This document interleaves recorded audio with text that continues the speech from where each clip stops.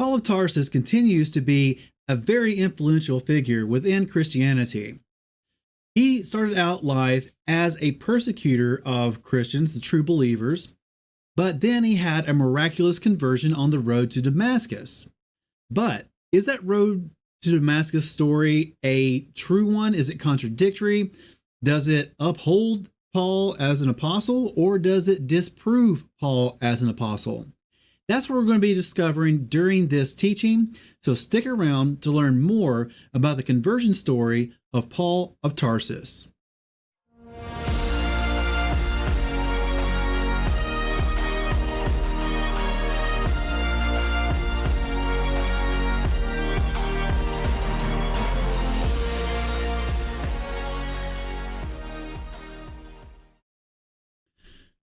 So like I said, this teaching is going to be all about the Apostle Paul, testing whether or not he is a true or a false apostle. Last week, we went over two of the main points that we thought was some of the top two objections that are commonly brought against Paul. And that was he rejected by the scriptures, especially in the book of Revelation by Yeshua himself? And also the other point was there to be only 12 apostles and no more? If you happen to miss that, go back and check out last week's video that we did covering those 2 points. But in this week, we're going to be covering Paul's conversion story and examining that in much further detail. Now, like always, you can go and click on the link down in the description below. That will take you to the post on godhonesttruth.com. And there you'll be able to find the on-demand video, the slides that you're seeing here on the video itself. And you can go through those slides at your own pace, which makes it very convenient for my fellow nerds out there who like to really get into the weeds.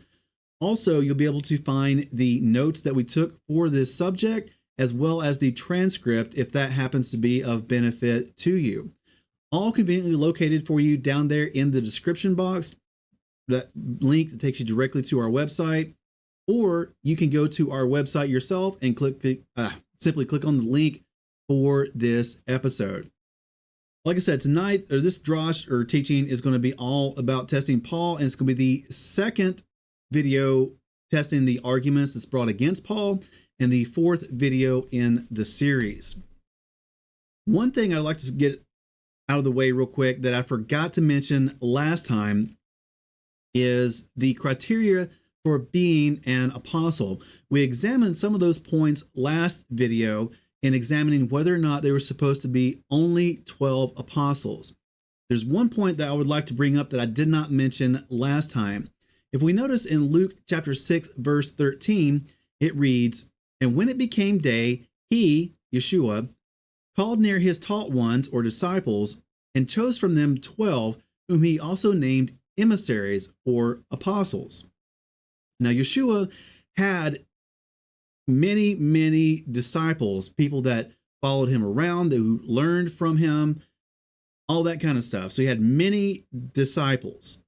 However, you can see here that Yeshua himself chose 12 to be apostles, not disciples, but apostles. He chose 12 of them. Then we read later on in Acts chapter 1, verses 15 through 26.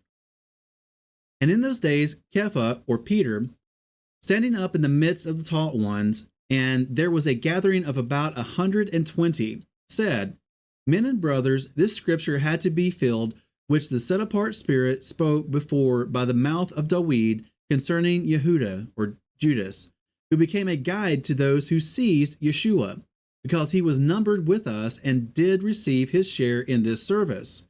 This one therefore purchased a field with the wages of unrighteousness, and falling forward, he burst open in the middle, and all his intestines gushed out, and it became known to all those dwelling in Jerusalem, so that in their own language that field was called Hakal Demah, that is, field of blood. For it has been written in the book of Tehillim, let his dwelling lie waste, and let no one live in it, and let another take his office. It is therefore necessary that of the men who have been with us all this time, that the Master Yeshua went in and out among us, beginning from the immersion of Yochanan to that day when he was taken up from us, and one of these should become a witness with us of his resurrection. And they put forward two, Joseph called Barsabba, who was also called Justus, and Matthiyahu. And praying, they said, You, Yahweh, who know the hearts of all, show which one of these two you have chosen to receive the share in the service and office of the emissary from which Yehuda by transgression fell, to go to his own place. And they cast lots, and the lot fell on Matthiyahu, and he was numbered with the 11 emissaries. So here we see 11 of the 12 original apostles deciding on how to select a 12th one to replace Judas Iscariot. And the criteria they come up for is that whoever they're going to select has to be one of the men who have been with us all this time, who have been following Yeshua around, been with them, always since the beginning, starting with the immersion of John the Baptist to the day that Yeshua was taken up from them. That was the criteria they had for selecting that 12th one. Now, this is the criteria that they came up with. It wasn't Yeshua giving them this criteria. It also wasn't Yahweh giving this criteria. They set forth this criteria themselves. So that point we covered last time, that it wasn't by divine ordinance that this criteria was put forth. It was by human minds that these criteria that was chosen for selecting an apostle was put forth by these men. However, another thing that we could put forth is that this may not be the criteria for true apostles, because it was come up with by men. And we see that the original 12 were chosen by Yeshua himself. Yeshua personally selected the original 12 apostles, including Judas Iscariot. However, Judas, as we see, eventually killed himself after he realized what he had done. He, the way I take it, repented, and then went out and committed suicide. So that left 11 of the original apostles who were selected by Yeshua himself. Yeshua then selected a 12th one himself, and that is Paul. So in all actuality, if we want to go by the strict reading of what we see in Scripture, Paul is a true apostle simply based on the fact that he was chosen by Yeshua himself, just like the original 12 were, and that the criteria and the selection that was made by the apostles, by the men, were at best secondary to the selection process that we see from the rest of Scripture. However, this is not the only criteria that can be looked to for who is an apostle, because as we looked at last time, apostle is something who simply means messenger, someone who's sent forth by another. So there can be more than 12, there can be less than 12. But we see from Scripture that in Acts, it refers to Barabbas, or Barsabba, as we read in this translation, was also an apostle in addition to Paul and Matthiyahu, who was selected by the original 11. We see in the book of Hebrews that Yeshua is referred to as an apostle because he was sent forth by Yahweh. So apostle applies to a lot broader scope than just the 12 that was selected by Yeshua. Apostle can refer to, well, just about anyone who is sent forth with a message, but specifically we're talking about someone who goes forth with the gospel, the good news. And that's not limited to just 12. So I just want to bring up that perspective real quick as far as the criteria for apostle goes, and is related back to what we covered last week. So now getting into Paul's conversion story. This is something that is brought up by those who reject Paul as a point of contention in order to reject Paul. According to Justin Best in his video, 50 Reasons to Never Quote Paul Again, he states, Paul's testimony of his conversion is inconsistent at best and has very close resemblance to the conversion of Joseph Smith and Muhammad. Now, we're going to be examining the actual conversion story here in just a moment, but one thing I'd like to bring up is that the way this is worded, the way he put it, and he may not have had a script and spoke what he was actually saying, but here, the way it's put in that video, it makes it sound as though Paul is copying the stories of Muhammad and Joseph Smith. But that's incorrect because obviously, as we know, Paul came way before the other two. He was about 600 years before Muhammad invented Islam, and he was about 1800 years before Joseph Smith invented Mormonism. So I just want to point that out really quick. It was instead Joseph Smith and Muhammad who may or may not have copied the conversion story of Paul. It goes on in the Paul paper to state, quote, notably, Joseph Smith, the false prophet for Mormonism, had a very similar conversion when he received divine revelation, as well as Muhammad, the false prophet for the Muslim faith, when he had his divine revelation, end quote. And once again, in the Paul paper, quote, everyone claims Paul met the ascended Yeshua on the road, yet the text does not bear this out, end quote. So those are some of the objections that are brought against Paul concerning his conversion story.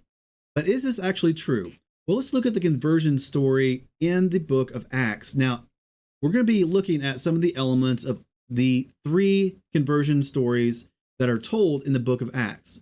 And there's actually 3 different retellings of this same conversion story. But do they differ? And if they do differ, are they contradictory?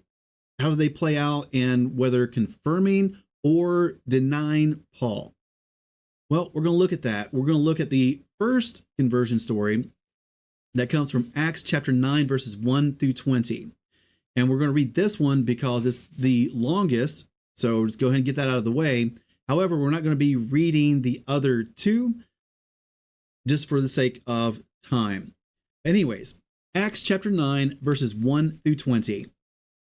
But Shaul, still breathing threats and murder against the taught ones of the master, having come to the high priest, asked from him letters to the congregations of Damascus, so that if he found any who were of the way, whether men or women, to bring them bound to Jerusalem. And it came to be that as he journeyed, he came near to Damascus, and suddenly a light flashed around him from the heaven.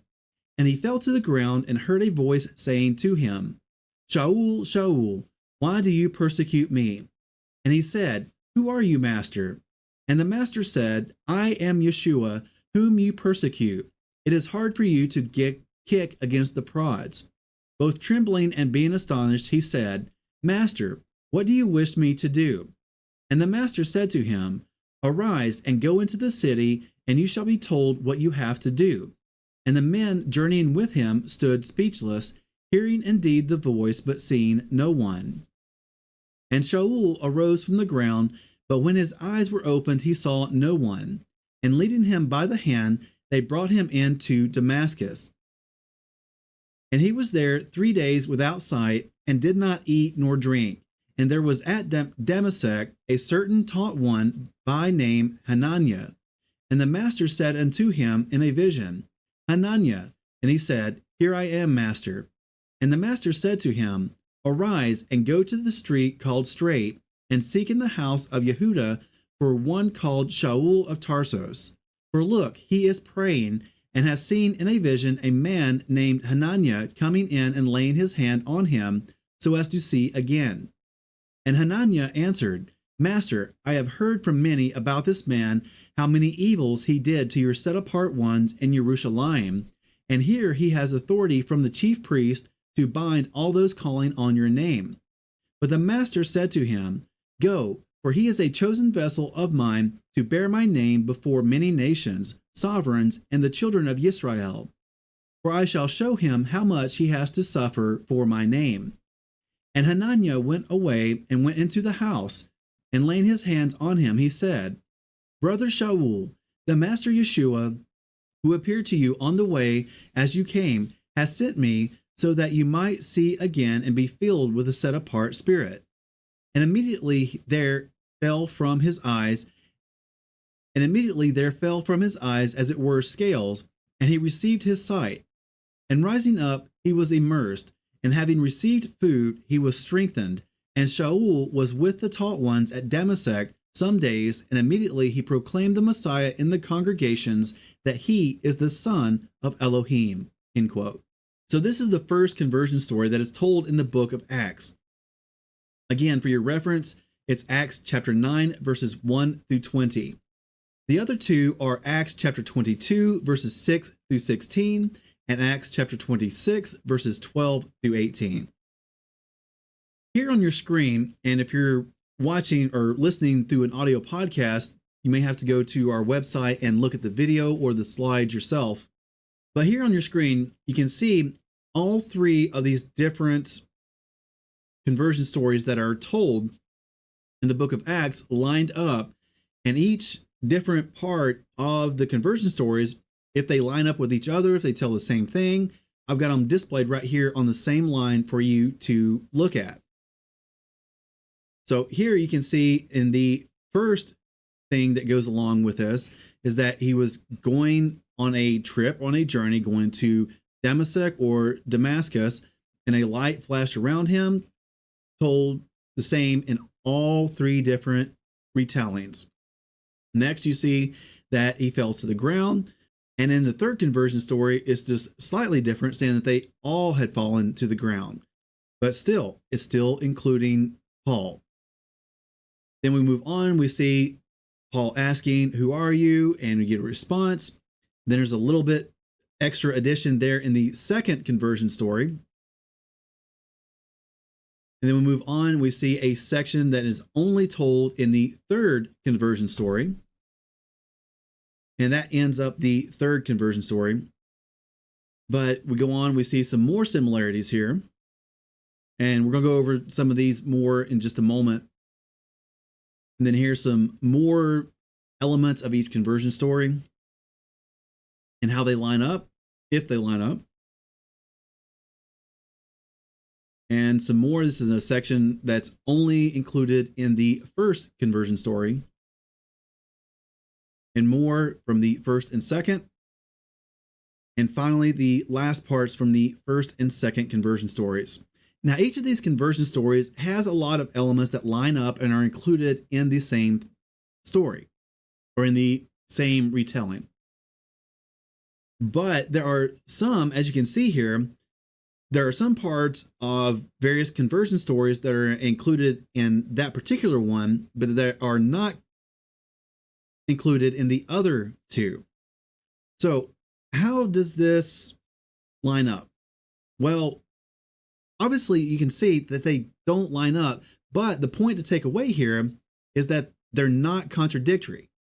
They were just left out of the other conversion stories. They don't contradict a element that was told in the other two.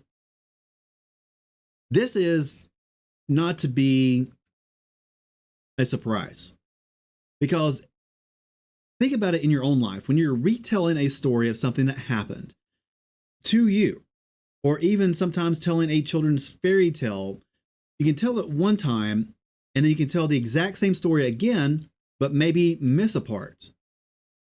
And then later on, you're thinking, oh, well, I forgot to say that. And then you tell it again, and you might leave out something else and include something you didn't tell in the previous retelling. This is common amongst all people. It's not just Paul. And it's actually not just Luke, because the author of Acts is Luke, not Paul. So we can see here, there is nothing that contradicts in these three different conversion stories. So far, the only thing we saw is that there are some things that are included in one story that are not included in another. And that's to be expected when retelling a story by humans. If this was a contradictory piece of information, we'd have to reject a whole lot more than just the conversion story of Paul and Paul as an apostle. As you read throughout the four Gospels, Matthew, Mark, Luke, and John, you see things in one Gospel that are not spoken of in another Gospel. That doesn't mean the Gospels contradict each other. That just simply means that one author was telling something that another author did not include in their Gospel. This goes on into the Tanakh as well. We look at certain books like 1st and 2nd Kings that tell one story, but then when you look in the book of 1st and 2nd Chronicles, they may or may not tell that exact same story and include it, even though it's a chronicling of everything that's happened in the past. So these three different conversion stories of Paul that are told in the book of Acts, they may have one part that's not included in another conversion story, but that does not mean that they are false. It's just typical human procedure when retelling things like this. Going on in the Paul paper, we see, quote, "Many of us have had spiritual experiences once or twice in our lives, and these moments are etched into our minds. The details of the stories do not change, and they stay in our memory better than most other memories. Paul's inability to keep his story straight is extremely suspect in my mind," end quote. That comes from the Paul paper, who we think was written by Justin Best. But notice that last part where he says, Paul's inability to keep his story straight is extremely suspect. Once again, the book of Acts was not written by Paul. Paul is not retelling his conversion story. It's the author who we know of as Luke who's writing the book of Acts and retelling these different conversion stories. So once again, all three of these conversion stories of the Apostle Paul are recounted in the book of Acts, and the author of the book of Acts is Luke, not Paul. I agree that once a person has this miraculous spiritual experience, that they would remember it the same way all of their lives. But it wasn't Paul who's retelling this, and it wasn't Luke who had that conversion story. It was Paul that had the conversion story, and it's Luke who's retelling it. So there's that. Now, I've had one particular, let's get off on a tangent, so we're not going there. I just want to retell this. But I have had one supernatural spiritual experience in my life. And I remember it the same way every single time. There's not a detail that's left out. So I can sympathize with that point that he's making. But you have to realize, once again, Luke is writing these recountings, and Luke did not have that spiritual experience. It's not Paul who's getting the story different in these three recountings. It's Luke who's getting the story a little bit different in each of these three recountings. And once again, the parts that don't line up are not contradictory. They're not going against each other. It's just some things are in one story that are not in another, but they're not contradicting each other. So if we look at the similarities between each of these three recountings, we can see that all three recountings have Paul traveling to Damascus with a group of companions.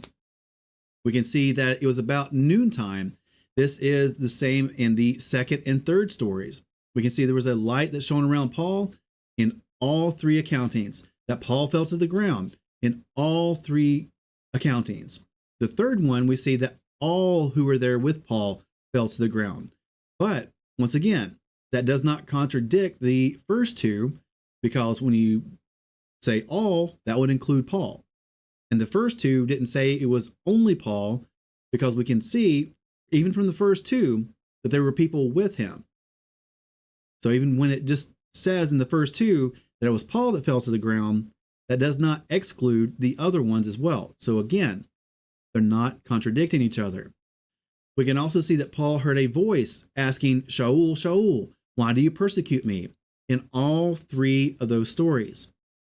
Paul asked, who are you, Master? In all three of those stories. The voice replies, I am Yeshua, whom you persecute. In all three of those stories. We can see that the companions saw the light in the second story.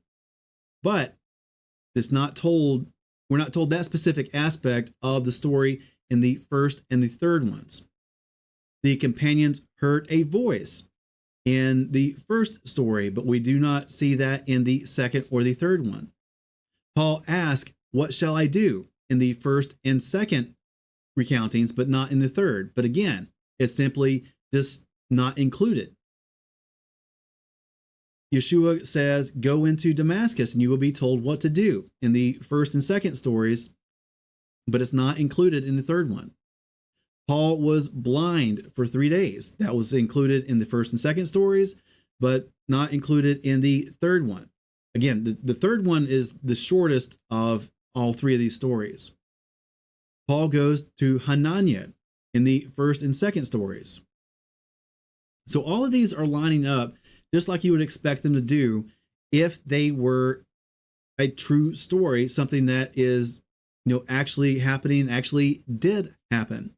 The only difference that I personally can find is that in Acts 9 and 22, Paul gets his mission from, in the first and second retellings in the book of Acts about Paul's conversion story, Paul is revealed his mission from Hananiah after he goes to Damascus, but this is from Yeshua. Remember, when we read that, Yeshua spoke to Hananiah, and then Hananiah went and spoke to Paul. However, in the third retelling of this conversion story, Paul's mission is revealed to him by Yeshua himself. Is this contradictory? You can say so, but once again, remember, this is Luke who is retelling these stories in the book of Acts when he wrote that particular book. But in the mission that Paul is given, it's the same mission in all three of those different stories. It's not a different mission. It's not one story saying go to the Gentiles, and then one story saying go to the Jews. Paul did preach to both Jew and Gentile, but his primary focus was to be on the Gentiles, and that's what is revealed in all three of these different stories.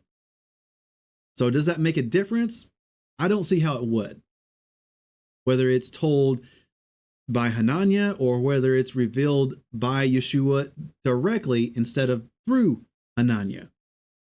It's still a mission given to Paul. It's the same mission, and it's still coming from the same source. So judge for yourselves, but we've already seen how the rest of the different elements of the conversion story line up in each of those three different retellings. And again, where the same element is present, they all line up. They don't contradict each other. However, we do see some elements that are included in one of the stories that's not included in another one. Well, I skipped over that.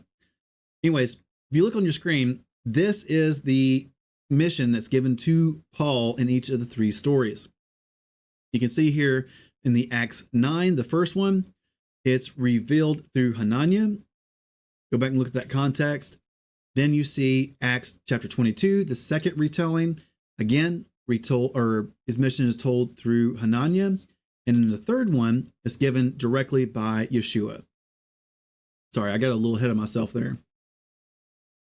But anyways, going on, looking at the aspect of Paul's traveling companions. If we look at remember the story that we read at the beginning, Paul had some traveling companions. Now think for a moment. At that time, Paul was still a persecutor of the true believers in Yeshua. So who would he have had with him?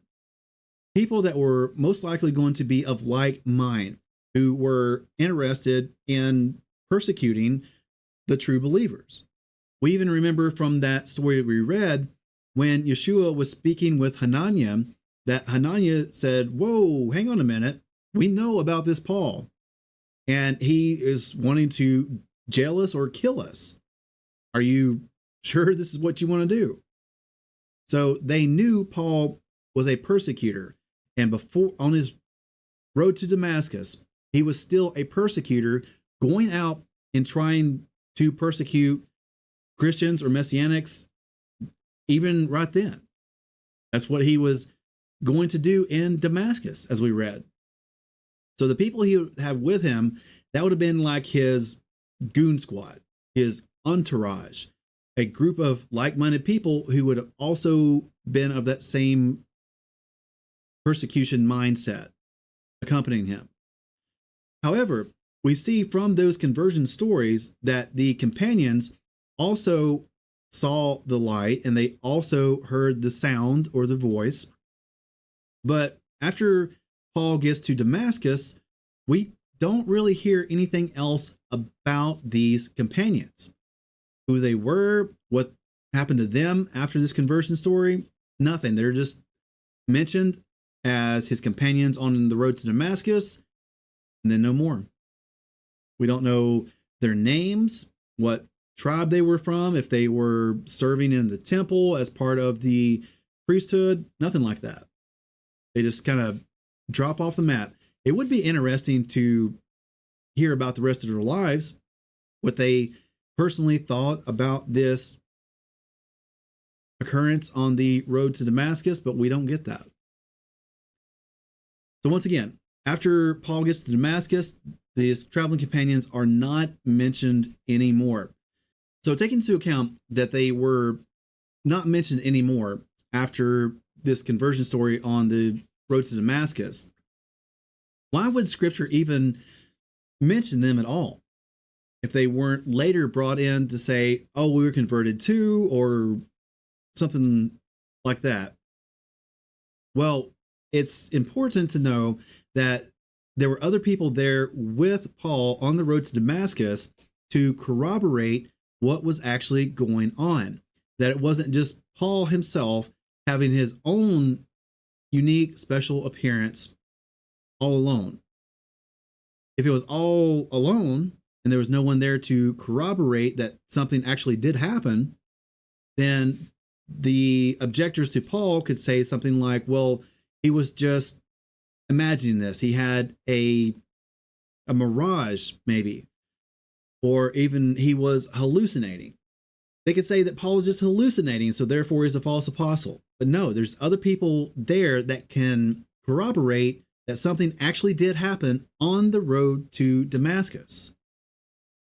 However, the companions that were with Paul did not hear the actual words that were spoken. In one story, we hear that they heard a voice. However, it does not recount that they could actually hear what the voice was saying. So take that for what you will. But that message from Yeshua was specifically just for Paul. The whole interaction, the whole experience was witnessed by his companions. So they give credence to something actually did happen. Also, in all three recountings, all of these concur that Paul did have traveling companions with him. Got ahead of myself again there. So yeah, we can see from these stories or these different recountings of this conversion experience of Paul that every element that's included in all three stories, they all line up. They're not contradictory. Imagine if when you come upon a liar, someone that you know who is a psychological mess in their, pathological, there we go, who is a pathological liar. And they tell you something, and then later on they try to tell you the same thing. Things are different. Things are contradictory. But this is not what happens with Paul. In each of these three recountings that Luke writes about the conversion of Paul, all the elements that are present in all of these stories or these recountings line up perfectly and exactly the same. So based on this, that there's no contradictory information in any of these three recountings, we can conclude that the conversion story was real and was true, and it's not evidence against the apostleship of Paul. Quick one tonight, but in summary, there have been more than 12 apostles, and the criteria that the 11 of the original 12 laid out in the book of Acts is not a hard and fast criteria for being an apostle. We went over that evidence last video, and we went over some more in this video. But if you really wanted to go directly from Scripture about who can and can't be apostle, like we said tonight, the original criteria was those who were selected by Yeshua himself, and Yeshua did select Paul and not Mattiyahu. However, let's get back to the big scope of things and in the entire context of Scripture, and we can see that there is criteria for being an apostle, but there's not just a limit of 12. There's a lot more than 12. Remember, even Yeshua himself is called an apostle in the book of Hebrews. Paul's conversion story is not contradictory, nor does it serve as evidence for falsifying Paul. There may be other evidence that falsifies Paul as an apostle, and we'll look at some additional evidence going on in this series, but the conversion story that we see in the book of Acts, all three of them, are not evidence for falsifying Paul, and they're not contradictory in their retellings. Instead, we see that the conversion story is objectively confirming Paul, not going against him. And that's just the God-honest truth. So thank you for joining us for this teaching in testing the Apostle Paul and whether he was a true or a false apostle as it is pertaining to his conversion story. Make sure before you exit this video to go down below, leave us a comment about what you thought about the information presented here in this teaching. While you're down there, make sure to hit that like button, hit the subscribe button, and ring the bell. And also hit that share button and share this teaching around with someone that you may know. Thank you for joining us for another production from God Honest Truth Ministries. We hope that we have been of service to you, and if you have any feedback, then please reach out to us by email. And make sure to visit our website at godhonesttruth.com for more information, resources, and contact.